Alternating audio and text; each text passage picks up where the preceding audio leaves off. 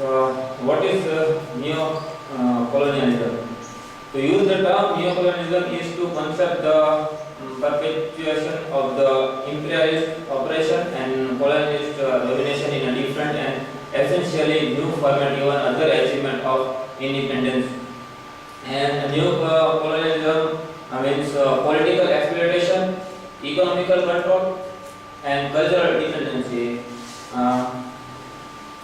We can see the great foresight in the Ngugi'Wa Thiong'o that he wrote about the neocolonialism in the era of colonialism and post-colonialism.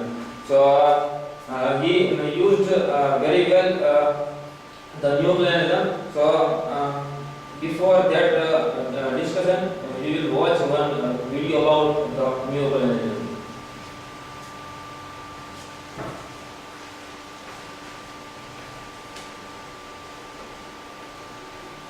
Neocolonialism is the use of economic, political, cultural, or other pressures to control or influence other countries, especially former dependencies.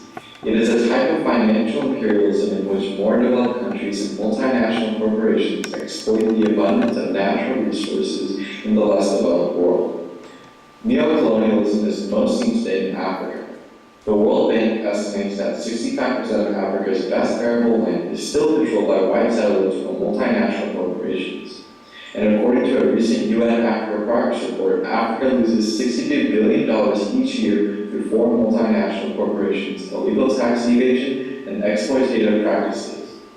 This figure surpasses all the money coming into the continent through Western aid and investment.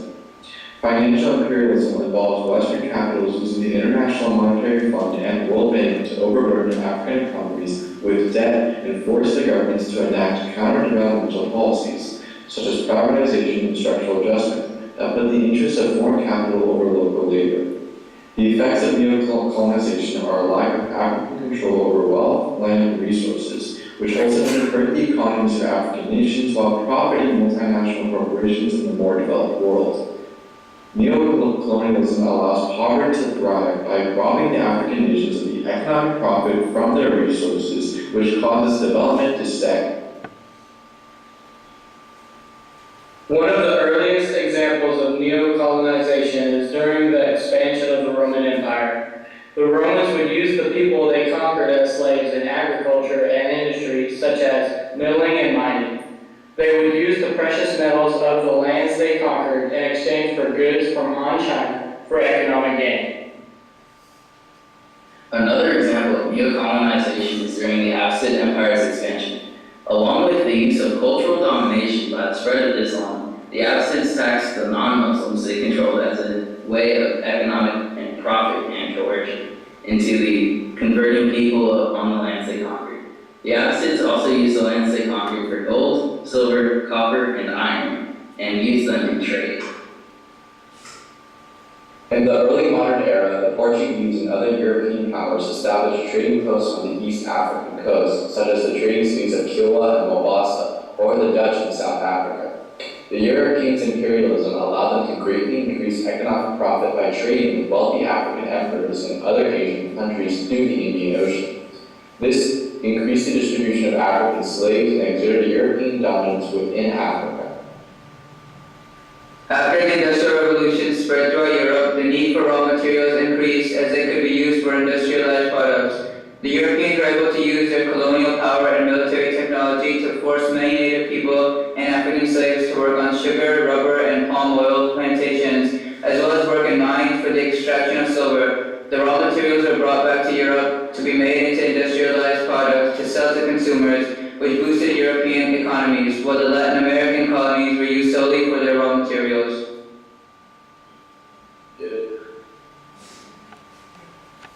In this way, we can say that neocolonialism means the control over the money, culture, political exploitation of the particular countries or their people. Here, Kwame Nkrumah is one of the pioneers to use the term neocolonialism. He observed how neocolonialism works like a state politically governed by military forces. So, in which we can give example of America, that how America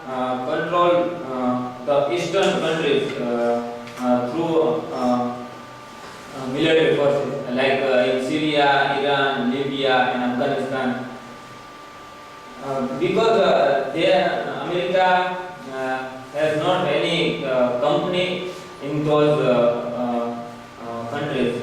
So it is an example of neocolonialism and also capitalism. Neocolonialism exercised through economics means the administrative policies controlled by imperialist power.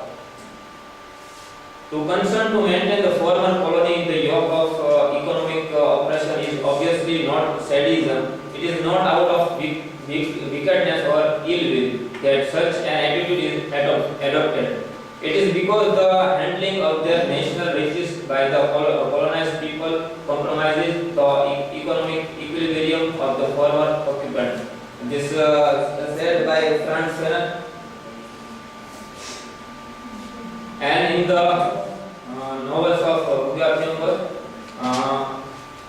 in a grain of wheat, battle of blood, devil on the cross, Matigari successfully captured Ngugi'Wa Thiong'o's attitude to Kenyan neo-colonialism. Each of the four novels mentioned above encapsulate Ngugi'wa's reinforced critique of neo-colonization of Kenya under the fine unraveling of fiction. The first one is a grain of wheat.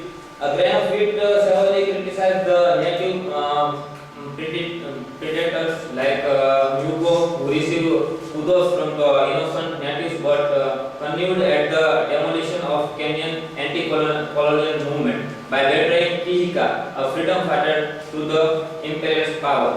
So here we can say that the character of Ngugi'wa is supports imperialist and imperialist power also works through this kind of people. So we can say that this is a kind of power of neo-colonialism.